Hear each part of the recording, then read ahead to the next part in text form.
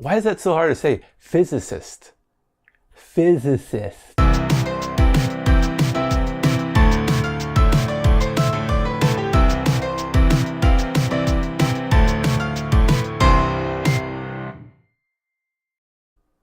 Hello and welcome to Good News Gaming. I'm Lewis, the Good News Gamer, and this is my preview and unboxing of Axiom Verge Multiverse Edition on the Nintendo Switch. Now, if you've already played this game or you've never played it, is this a definitive version to get? The answer to that question is probably yes. Let's begin.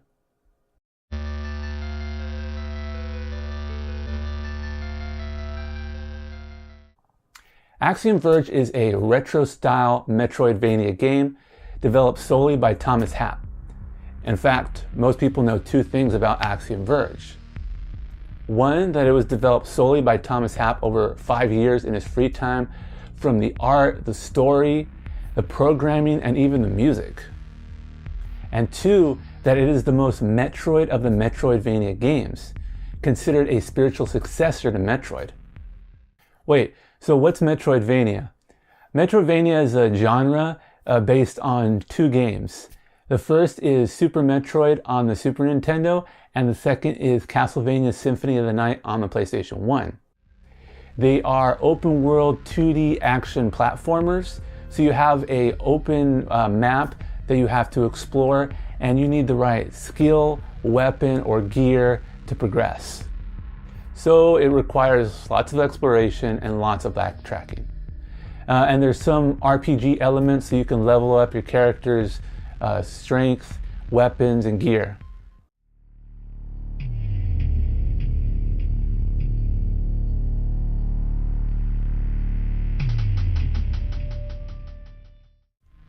In Axiom Verge, you play as Trace, a physicist at the top of his field. After an experiment explodes, he wakes up in a hostile alien world of cybernetic beings. Did he die? Or is he just dreaming? Or is it real? And what is real? I guess you're going to have to play to find out. Or you can check out my Let's Play. So, let's unbox this Multiverse Edition and see what's inside. So here we are with the Axiom Verge Multiverse Edition box. A really nice box, very sleek, cool design. If we look at the back of the box, you see a picture of everything that's in here. The box, the cartridge, the artwork book, original soundtrack, Blu-ray documentary, double-sided poster with world map on the back, and real, or life, afterlife, real, virtual, dream, nightmare. It's a thin line.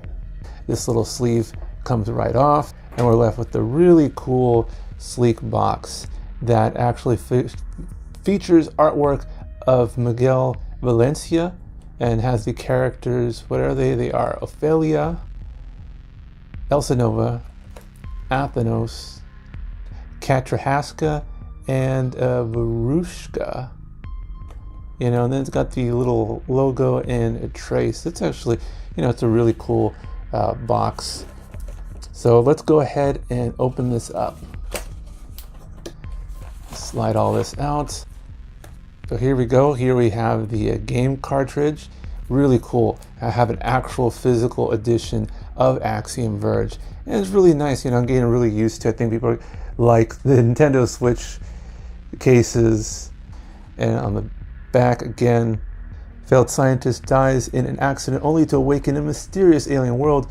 Where is he? How did he get here? And why do the fundamental laws of reality appear broken? So go ahead and open it up.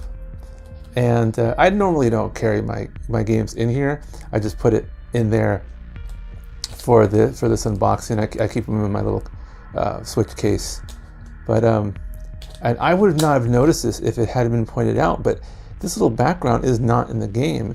What it is, if you're watching, see if you can figure that out.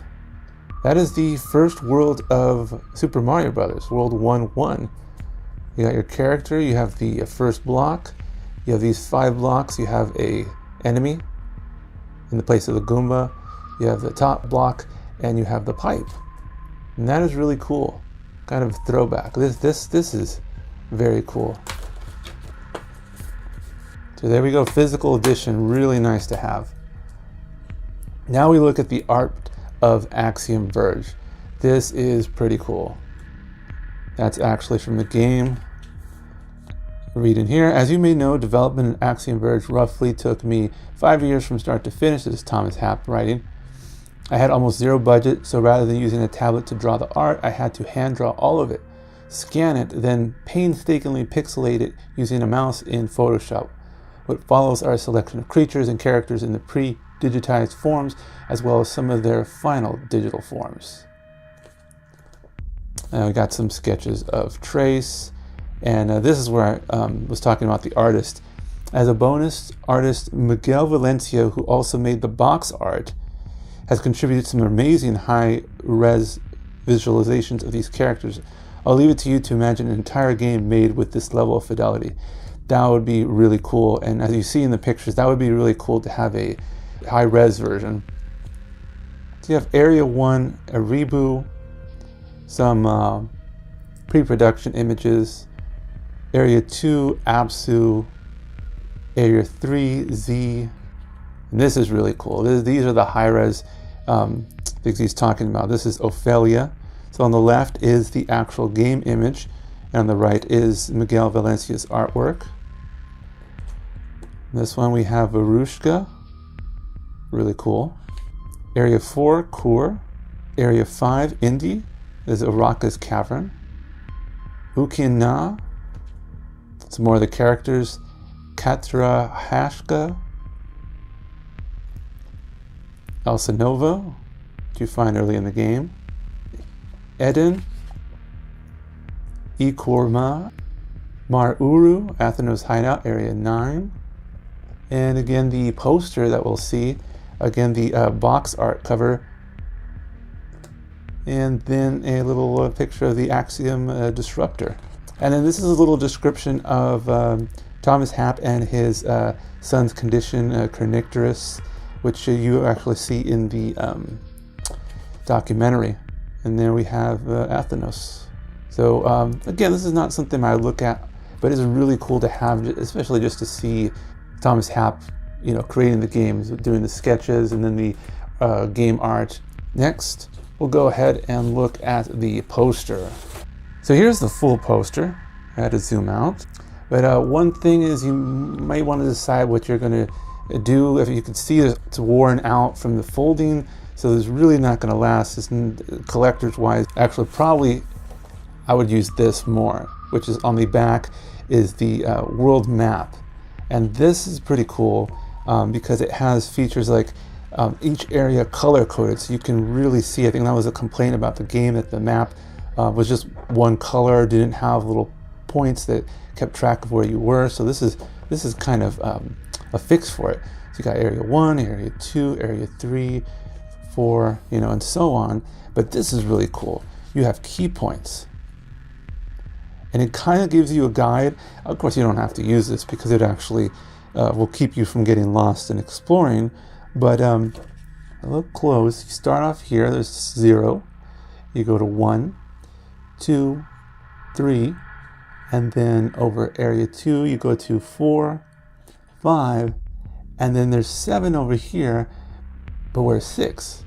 Well, what happens is you have to go all the way to Area 5, go through Oraka's Cave, and in Area 4, there's 6, and that's where you get the high jump, which I assume there's lots of exploration here, and maybe you need the high jump. I haven't gotten that far yet. But again, you have a legend right here telling you where to get nodes, fragments, weapons, notes. Really helpful. And then here is a little more description on weapons upgrades.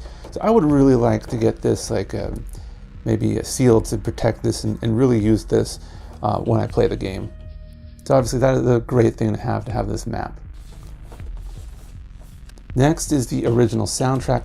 It's a CD, compact disc. This is very cool. I've had this in my car since I got it. This could really stand alone as its own album pretty much. The great instrumental synth music of the game. Thomas Happ did a great job. It's got the cool music of the game, some environmental tracks, but also some really upbeat songs that could be standalone songs by themselves. Of course, no lyrics on this except one track with vocalizing. And some notes I did on the songs was the Axioms, obviously the theme. You have a variation. You have Trace's Awakening, which is when the game music really kicks on, gets you going. They're all really great, but some notes I had. Track 8, Inexorable, is the one with the vocalizing. No lyrics, but it's like a very good alien type language sound. Cellular Skies, track 10, really cool theme. I'll try to have that playing. I really like that one. All these are great. Track 17 is the climax, Trace Reborn. It has a really cool 80s pop synth sound. This is a real good job. You have to give him a lot of credit for creating this soundtrack. And finally, we have the making of a documentary. It is a Blu-ray, and what we have is the documentary, kind of a little interview about him, the background of Thomas Happ and Axiom Verge, and also touches on his family and his son's condition and health. The next part is the full Thomas Happ interview, which is really great to find out about, the story of the game, to find out, the kind of science fiction he likes, and, you get a real good supplement to the story and really understand a little more, especially because some people critique that the story wasn't fully explained. You check this out, you will get an explanation and really appreciate the game a lot more. The third video is Thomas Happ and Dan Edelman, his business partner. They play Axiom, and that's real cool to have a full 2.5 hours. The last part is them watching a speed run. Someone sent them a speed run. This one was pretty good. So that's everything you get with the Axiom Verge Multiverse Edition. Really good value. Definitely try to get it.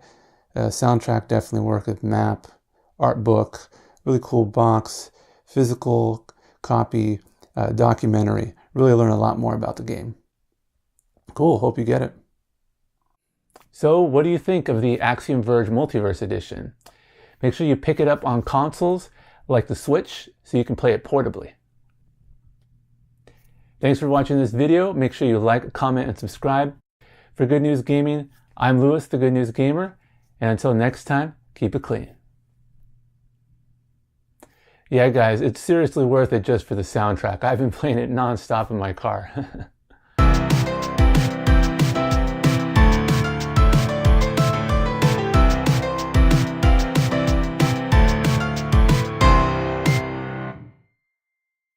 Physicist?